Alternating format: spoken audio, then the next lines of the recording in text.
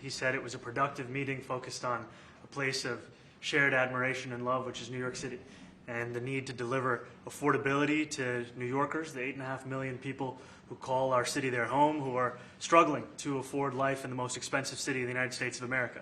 We spoke about rent, we spoke about groceries, we spoke about utilities, we spoke about the different ways in which people are being pushed out, and I appreciated the time with the President, I appreciated the conversation. I look forward to working together to deliver that affordability for New Yorkers.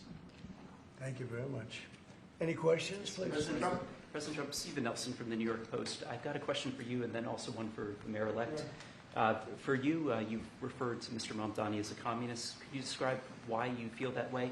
And also, will you do anything to stop him from arresting Prime Minister Netanyahu if he visits New York? Well, we didn't discuss your second part of the question. And on your first part, I mean, he's got views that are a little out there, but who knows? I mean, we're going to see what works, or he's going to change also. We all change. I changed a lot. From when I first came to office. It's now quite a while ago. It's quite a while. My first term was great. We had the greatest economy in the history of our country. We're doing even better now. We're doing much better now than we did even the first term.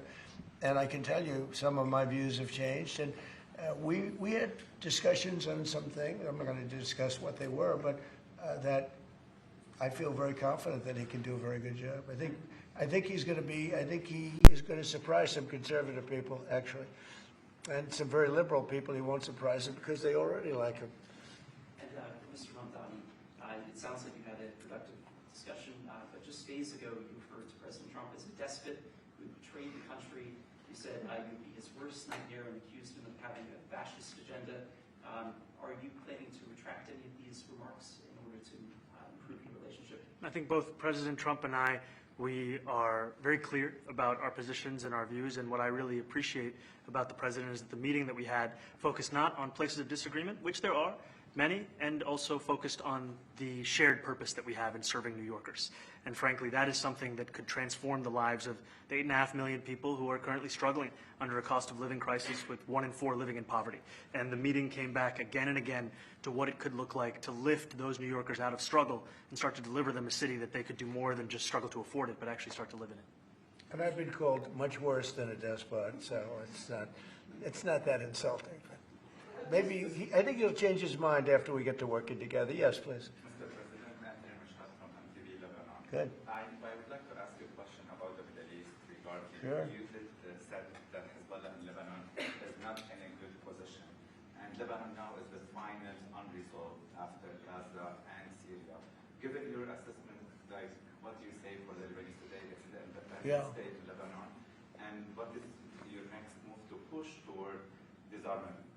Sure. Well, we are pushing for total disarmament of Hamas and, frankly, everybody else. And we actually have peace in the Middle East. As you know, the King of Saudi Arabia just left yesterday.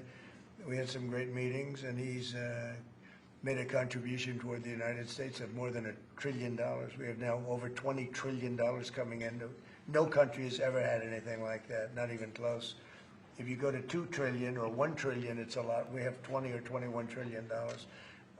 I think that Hezbollah has been a problem in Lebanon, big problem. We're working with Lebanon. We're working with everybody in the Middle East. That's another thing I think we have in common. We want to see peace in the Middle East, and we actually have now, for the first time, peace in the Middle East after 3,000 years. And now we're going to refine it, and I think you're going to see some very positive things happen. There is the potential to invite the Lebanese president. Oh, sure. Oh, I would do that, absolutely. And if the mayor would like to be here for that meeting, because I know he feels very strongly. I think you feel very, very strongly about peace in the Middle East. I think we desperately want it, and that's something that I shared with the President, that when I spoke to New Yorkers who had voted for the President last November on Hillside Avenue and Fordham Road, I asked them why. I heard again and again 2 major reasons. One was that they wanted an end to forever wars. They wanted an end to the taxpayer dollars we had funding violations of human rights, and they wanted to address the cost of living crisis. And I appreciated the chance to discuss both of those things. He said a lot of my voters actually voted for him, and 1 in 10. And I'm okay with that. I'll do that. I'll sign it. Give it to me. I'll sign it in a minute. That's pretty good. Mr. President, Yeah, please. You threatened to send federal troops to New York City. You both have differences when it comes to ICE agents Right. in New York City. Mr. Mamdani, you called ICE a rogue government entity. I wonder how you reconcile your differences on both of those issues. Well, I think we're going to work them out, and I think that if we have known murderers and known drug dealers and some very bad people, you know, we want to get them out. And the mayor wants to have peace. We discussed this at great length, actually, maybe more than anything else. He wants to have a safe New York. Ultimately, a safe New York is going to be a great New York. If it's not safe, no matter how well we do with pricing and with anything else, we can talk about anything you want. If you don't have safe streets, it's not going to be a success. So we're going to work together. We're going to make sure that if there are horrible people there, we want to get them out. I think he wants to get them out, maybe more than I do. So we'll work together. We discussed it at great length. Yes, please. Yeah, two questions, if I may. One for you, Mr. President, from BBC in a second. But first of all, for the mayor-elect. You're both from different parts of the political spectrum. You're both populist, though. And I just wondered to what extent the president's campaign style, his techniques, his social media use inspired any part of your campaign? Well, I actually told the president that, you know, so much of the focus of our campaign has been on the cost of living crisis. And when we asked those New Yorkers who had voted for the president, when we saw an increase in his numbers in New York City, that came back to the same issue: cost of living, cost of living, cost of living. And they spoke about the cost of groceries, the cost of rent, the cost of Con Ed, the cost of childcare. And too often politicians are looking to lecture to New Yorkers what they should care about as opposed to listen. And when we spoke to those voters who voted for President Trump, we heard them speak about cost of living. We focused on that same cost of living, and that's where I am really looking forward to delivering for New Yorkers in partnership with the president on the affordability agenda. And I think we have to work a little bit. We talked about Con Edison. We have to work a little bit on getting the prices because, you know, we've gotten fuel prices way down, but it hasn't shown up in Con Edison. And we're going to have to talk to them. You know, if we're sending them fuel at a much lower price than it was a year ago, which is true, we have to get Con Edison to start lowering their rates. Absolutely. And if I may, last week you told me you were pushing ahead with your plans to sue BBC for up to $5 billion. You were going to speak to Prime Minister Starmer as well. Is there any progress or any updates on those issues? Well, we get along very well with the Prime Minister. We made a deal with UK.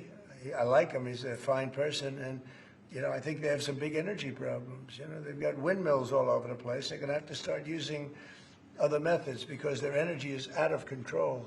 Talking about in the UK, it's out of control. And he's got that problem. He's got a big immigration problem, as you know, and he's got a big energy problem. And we talk about it. He's a good man. Prime Minister's a good man. You had a chance to speak this week. I haven't spoken this week. Mr. President, have you spoken to President Zelensky, or do you intend to Who?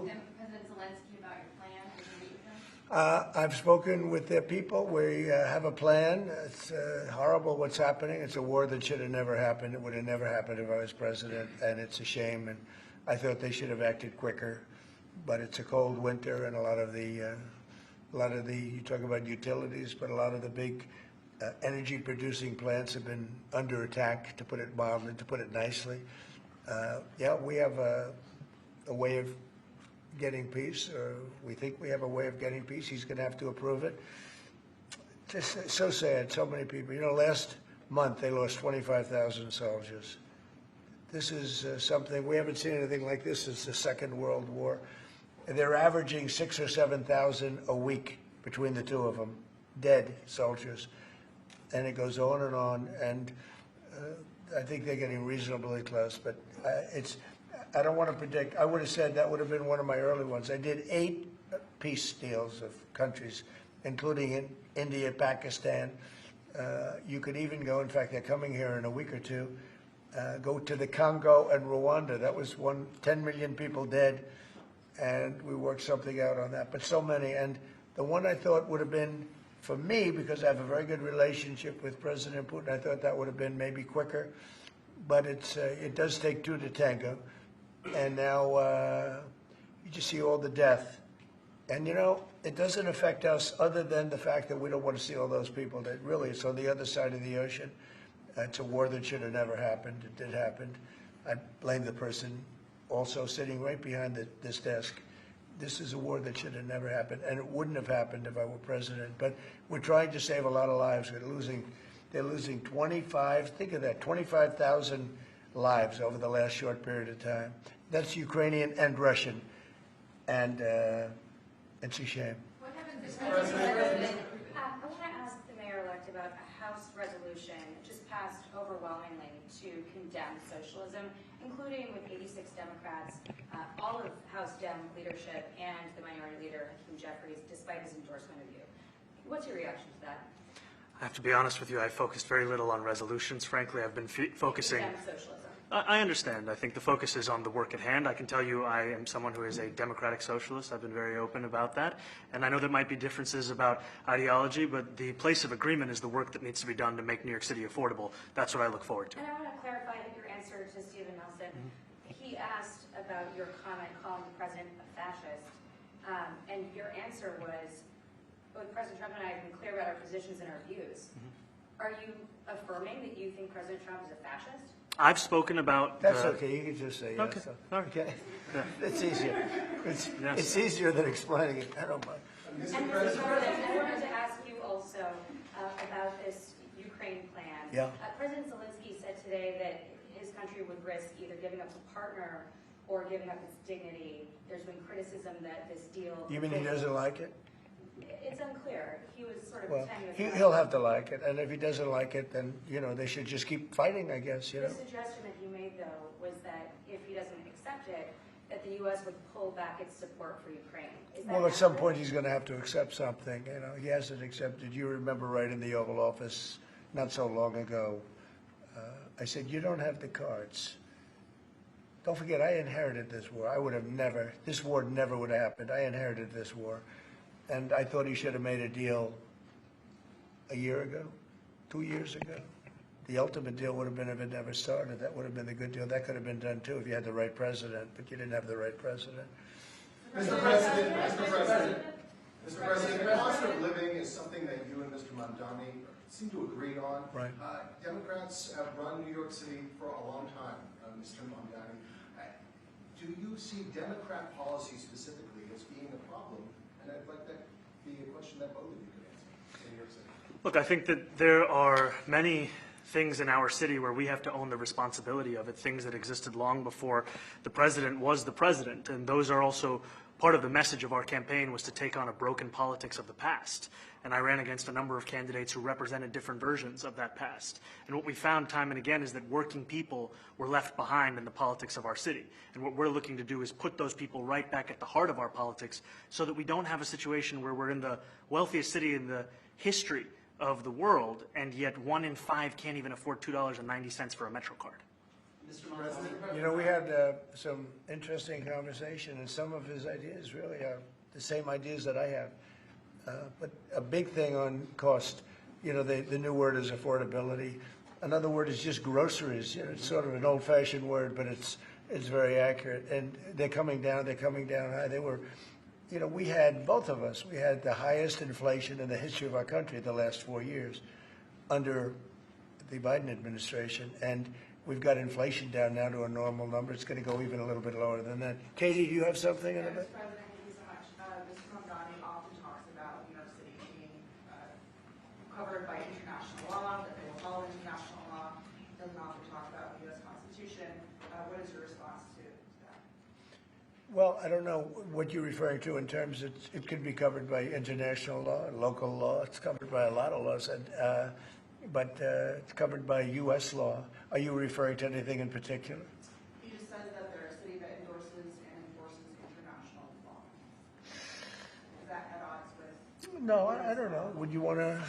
Do you want to respond? To Yeah, that? I think what I've shared with the president is our desire to not only follow the laws of our own city, laws that protect New Yorkers, but also a desire for consistency in our politics across the board. And that's something that we've talked about and something that I know many New Yorkers want. We were with ICE. We were with ICE. We discussed ICE and New York City, and I spoke about how the laws that we have in New York City allow for New York City government to speak to the federal administration for about 170 serious crimes.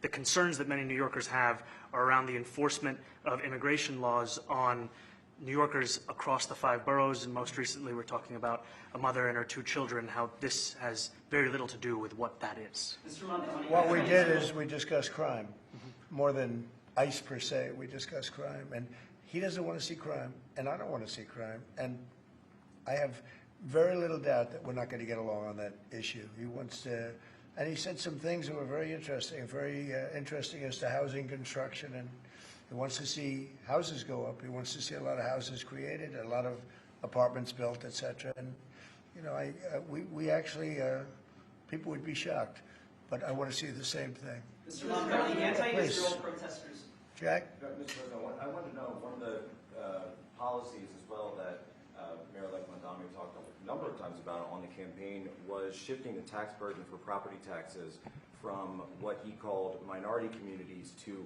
white-based communities and putting more taxes on white people. I also noticed that in your acceptance speech you didn't mention anything about America or Christians or white people in general, and so I didn't know if that was one of the policies that you guys had spoken about. We focused on affordability. We focused on the cost of living crisis. What I will say is that I am very much interested in property tax reform because what we see right now in New York City is a system that is so inequitable that it can't even stand up in court. And the President and I spoke about the importance of not only building more housing, but also making sure that regulation of housing is something that is manageable to actually get through and not the cause of yet another weight that we see in our But to city. be clear, you're continuing this idea of race-based property taxes. No, to be very clear, That's what you said. no, the use of the term was a description of neighborhoods, not a description of intent. So you intend to tax the whiter neighborhoods more? No, we intend to create a fair property tax system because we want a New York City that is not only fair and equitable, but also one that every New Yorker can afford. Mr. Mamdani, anti-Israel protesters just targeted synagogue. Please, go ahead. Mr. Mamdani, anti-Israel protesters just targeted a synagogue in New York. Are you concerned about Jewish New Yorkers feeling welcome and safe in the city? And President Trump, you threatened to cut off federal funding to New York City. What policies would prompt you to do that? Would that be city-run grocery stores? Would it be something else? Well, I think if we didn't get along, whether it's cut off or just make it a little bit difficult or not give as much, we want to see, I use the term, we don't want good money going after bad. And we don't want that to happen. I don't think that's going to happen. I did say that, subject to what policies are being said. We had a meeting today that actually surprised me. He wants to see no crime. He wants to see housing being built. He wants to see rents coming down, all things that I agree with. Now, we may disagree how we get there, the rent coming down. I think one of the things I really gleaned very much today, he'd like to see him come down, ideally, by building a lot of additional housing. Yeah. That's the ultimate way. He agrees with that, and so do I. But if I read the newspapers and the stories, I don't hear that. But I heard him say it today, and I think that's a very positive step. No, I don't expect. I expect to be helping him, not hurting him. A big help, because I want New York City to be great. Look, I love New York City. It's where I come from. I spent a lot of years there. Now I'm right here. We took a big setback with the mayor that we had, Dave de Blasio. I thought it was a tremendous setback for the city. I think this mayor can do some things that are going to be really great. Mr. President, Mr. President. Okay, how about you? Go ahead, please. You're a billionaire. You have a different address nowadays than you used to, but you used to call New York City home. Would you feel comfortable living in New York City under a Mamdani administration? Yeah, I would. I really would. Especially after the meeting. Absolutely. What makes you comfortable? We agree on a lot more than I would have thought. I think I want him to do a great job, and we'll help him do a great job. He may have different views, but in many ways, we were discussing when Bernie Sanders was out of the race, I picked up a lot of his votes, and people had no idea, because he was strong on not getting ripped off in trade and lots of the things that I've practiced and been very successful on. Tariffs, a lot of things. Bernie Sanders and I agreed on much more than people thought. And when he was put out of the race, I think quite unfairly, if you want to know the truth, many of the Bernie Sanders voters voted for me. And I felt very comfortable, frankly, in seeing that and saying that. And, it just turned out to be a statistical truth. But, no, I feel very comfortable. I would feel very, very comfortable being in New York, and I think much more so after the meeting. Yes, please. Thank you, Mr. President. I have a question for you, but a very quick one for Please. the mayor. Why did you fly here? Aren't trains greener? I will use every form of transit, and I want to make sure that they're all affordable in New York City, and that's why making buses fast and free is a centerpiece of our campaign. Did you? There is a bus that Well, goes. but I know, but if he flew, that's a lot quicker too. He's working very hard. for him to be, that's a very long drive. I'll stick up for you. You know, the plane takes you 30 minutes and driving takes you a And long Mr. time. President, I was wondering if you could clear up some confusion around a Washington Post report. There was this explosive report that the Coast Guard is no longer going to characterize swastikas and nooses as hate symbols. DHS called that a lie and fake news. Can you clear up? I don't know anything about it. When was this written? I think yesterday. Well, look, the Coast Guard's an incredible group of people. I know them very well. We just ordered a lot of new Coast Guard cutters, beautiful, the most magnificent ship. They look like yachts with lots of guns on them. So I don't know, I haven't seen any report like that, but certainly we want them to remain a great force, and they are. Mr. President, and you did a piece in all the 9 months around the world. I would like to ask Mr. Mamdani, you accused the U.S. government of committing genocide in Gaza while President Trump was working on peace. Why that? I've spoken about the Israeli government committing genocide, and I've spoken about our government funding it. And I shared with the president in our meeting about the concern that many New Yorkers have of wanting their tax dollars to go towards the benefit of New Yorkers and their ability to afford basic dignity. And what we see right now is we're in the 9th consecutive year of more than 100,000 school children being homeless in our city. And there's a desperate need not only for the following of human rights, but also the following through on the promises we've made to New Yorkers. And I appreciated the meeting we had and the work that we can do. Do you agree that President Trump did do a peace and work hard to make the peace? Because he worked hard to do the peace in the Middle East and everywhere. Do you agree with that? I appreciate all efforts towards peace, and I shared with President Trump that when I spoke to Trump voters on Hillside Avenue, including one of whom was a pharmacist that spoke about how President Trump's father actually went to that pharmacy not too far from Jamaica Estates, that people were tired of seeing our tax dollars fund endless wars. And I also believe that we have to follow through on the international human rights, and I know that still today those are being violated, and that continues to be work that has to be done no matter where we're speaking of. Mr. Thank President. you, Mr. President. Do you view the mayor-elect as the true leader of the Democrat Party? And do you think Leader Schumer's and Leader Jeffries, have to follow his lead? Well, look, I hope they have great leaders. This is a man that right now I think is focused on New York City. I really think he has a chance to do a great job. We're going to help him, but I really think he has a chance to do a great job. But I'll let you answer that. You consider yourself the leader of the Democrats. I think it's more appropriate for him. I consider myself the next mayor of New York City, and I keep my horizons firmly on New York City, and I appreciate the meeting with the president, which focused again on the 5 boroughs and whether New Yorkers could afford to live there. By the way, being the mayor of New York City is a big deal. Absolutely. I always said, one of the things I would love to be someday is the mayor of New York City. Being the mayor of New York, and especially now, because I think you're at really a turning point, one way or the other. It could go great, or it can go in a different direction. And I think you really have a chance to make it great. I appreciate what you're saying. Mr. President, you say you love New York City. Mr. Mamdani, does New York City love President Trump? New York City loves a future that is affordable, and I can tell you that there were more New Yorkers who voted for President Trump in the most recent presidential election because of that focus on cost of living, and I'm looking forward to working together to deliver on that affordability agenda. I got a lot of votes. One more. Go ahead. 1 or 2 more. Go ahead. I tell you, the press has eaten this thing up. I've had a lot of meetings with the heads of major countries. Nobody cared. This meeting that you people have gone crazy. Outside you have hundreds of people waiting. This is just a small little group. For some reason, the press has found this to be a very interesting meeting. The biggest people in the world, they come over from countries nobody cares. But they did care about this meeting, and it was a great meeting. Go ahead. Yeah, Mr. President, I was going to ask you exactly that. Why do you think there's so much more, so much excitement around this than in some form? Because I think he's different. All right? I think he's different, and that can be in a very positive way, but I think he's different than, your typical guy, runs, wins, becomes mayor maybe, and nothing exciting. Because he has a chance to really do something great for New York. New York is at a very critical point, and he does need the help of the federal government to really succeed, and we're going to be helping him. But he's different than, your average candidate. He came out of nowhere. I said he has a great campaign manager standing over there.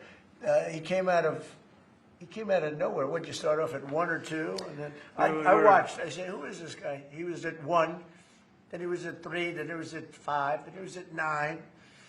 Then he went up to 17. I said, that's getting a little bit interesting, right?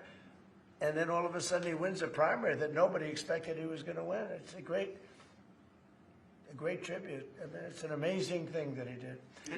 And I'll just add one thing to what the president said. Is one thing I also appreciated is in our meeting to appreciate a portrait of FDR and the incredible work that was done with the New Deal, and also in thinking about what it can look like when the federal government and New York City government work together to deliver on affordability. It can be transformative. You know, we have a great portrait of FDR that I found in the vaults that was missing for years. I found it, and I put it up. He's a Democrat, to the best of my knowledge. He's a Democrat. And when the mayor saw that portrait, he said, "Sir, do you mind if I have a picture taken by that portrait?" It's an amazing portrait. I hope the picture comes out good. But it's an amazing portrait in the cabinet room. So he's a big fan of the New Deal, I guess, and of FDR. Yes, ma'am. Thank you, Mr. President. You said that you both spoke about crime. Yeah. There are many police officers set to come off the rolls at the end of this year in New York City. Are you going to allow those police to be replaced with police officers, actual cops? And are you going to require that that happens? Would there be some consequences? Well, I hope it happens, but again, that's going to be ultimately the mayor's decision. What's your answer? Is that I look forward to delivering public safety with the NYPD, and I've said over the course of our campaign that we have the number of police officers today. They are the ones that's budgeted about 35,000 headcount. And I think the key thing is that we have to make it easier for police to focus on police work, not ask them to respond to 200,000 mental health calls a year. So is that a reduction from what you're at right now? Are you committing to maintaining the same level of cops? I've committed over the course of the campaign to maintain the 35,000. That's the headcount that we had through the campaign. And not replace them with caseworkers, social work? No, I've said that's the headcount that we want. What we need to do is make sure they can focus on serious crime. And he just retained a great police commissioner, I believe, right? Yes, we did, Commissioner if Fish. If the newspapers are correct. That one they're correct about. He retained, I think, somebody that is she's a good friend of some of the people in my family, of Ivanka, and they say she's really good, really competent, and he just retained her, so that's a good sign. Are there still topics that you see the two of you agreeing on in the future, and do you think you'll have more meetings like this? There will be topics that we disagree on. I think we'll probably come to a conclusion, and ultimately, he'll convince me, or I'll convince him. You know, it's for the good of New York. Ultimately, it's for the good of New York. I don't care about affiliations or parties or anything else. I want to see if this city could be unbelievable. If he could be a spectacular success, I'd be very happy. Do you think you guys will meet more in the future, too? Excuse me? Do you think you'll meet again in the future, throughout the initiative? I think we will. Yeah. I think we will. I hope we do. I enjoyed the meeting. We had a great meeting. Please. Mr. President, Republican Elise Stefanik has campaigned multiple times by calling Zohran Mamdani a jihadist. Do you think you're standing next to a jihadist right now in the Oval Office? No, I don't, but she's out there campaigning, and, you know, you say things sometimes in a campaign.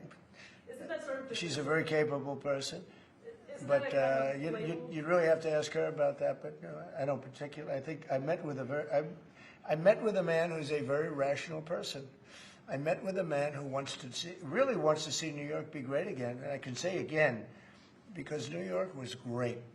You know, when I came down to Washington initially, the city was so hot. It was doing great. We were having some telltale signs of problems. We had a mayor that was not doing a great job, but still, it was moving along. And it went bad. It really went, you know, pretty bad. And I think it's been at lower points, but it went pretty bad. I think he can bring it back. Now, the question is, will he bring it back all the way? Will he bring it back greater than ever before, which is, I guarantee, that's his wish. I think he wants to make it greater than ever before. And if he can, we'll be out there cheering. I'll be cheering for him. Okay? Thank you very much, everybody. You chose not to answer the question about the city hall. Thank you very much. Oh, no, I care very deeply about Jewish safety, and I look forward to rooting out anti-Semitism across the 5 boroughs and protecting Jewish New Yorkers and every New Yorker who calls the city home. Very well.